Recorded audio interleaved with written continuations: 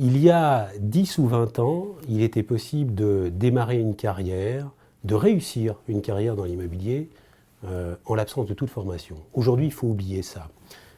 Je le répète, l'immobilier est devenu plus complexe, plus technique.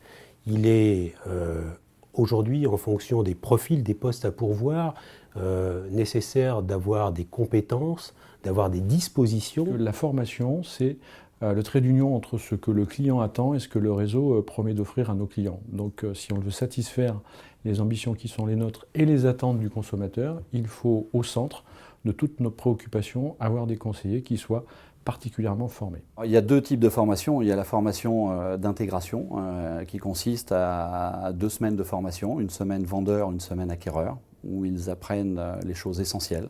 Notamment, comme je vous le disais tout à l'heure, pour entrer des affaires, savoir lire un bail, savoir estimer une affaire, connaître le b.a.-ba du mandat, de la loi Hoguet et de tout ce que connaissent nos confrères de l'immobilier. Pareil pour l'acquéreur, une 2e semaine, qui est généralement 4 à 8 semaines après la première, de façon à savoir réceptionner un acquéreur, savoir s'en occuper, découvrir son projet et l'accompagner jusqu'à la signature en passant par une offre d'achat. Le niveau de compétence, il n'est pas obligatoire en entrée en agence. Ce qui est important, c'est de savoir que leur niveau va évoluer au fur et à mesure du temps. La formation Century 21 est différente en ce sens où nous avons une école de formation. La formation, elle est continue au sein du réseau et au sein des agences, elle est continue. Pourquoi ? Pour que les collaborateurs soient toujours au fait. Effectivement, les lois évoluent énormément en gestion locative. Et le fait de pouvoir délivrer de la formation aux collaborateurs, ça leur permet d'apporter un meilleur service aux clients. Même si on a des années d'expérience, parce qu'un métier, il bouge, il évolue. Et le fait de se reformer pour réacquérir ces nouvelles données, c'est très important. Et on sait tous qu'un collaborateur non formé, c'est un collaborateur perdu.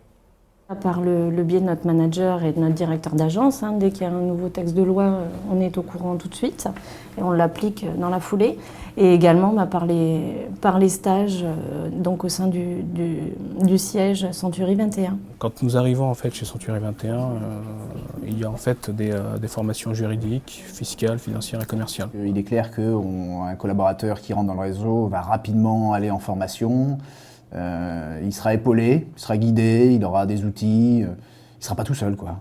Toutes les semaines, il y a une réunion, bien sûr, de mise au point avec tout le groupe, et ensuite avec chacun des gestionnaires. Et donc quasiment toutes les semaines, il y a une formation ciblée sur un thème. On n'aurait pas cette notoriété, on n'aurait pas ces parts de marché si on n'avait pas été capable de mettre de la formation devant chacun de nos collaborateurs. Parce que vous le savez sûrement, c'est un métier qui évolue sans cesse, parce que la réglementation change, mais parce que ce qu'on demande à chaque professionnel est de plus en plus complexe. Et chez Century 21 France, nous nous battons auprès des pouvoirs publics notamment pour que ceux-ci mettent en place une formation diplômante et que chacun d'entre nous puisse avoir un socle de formation minimum, formation juridique, fiscale, financière, commerciale, pour pouvoir exercer le métier d'agent immobilier.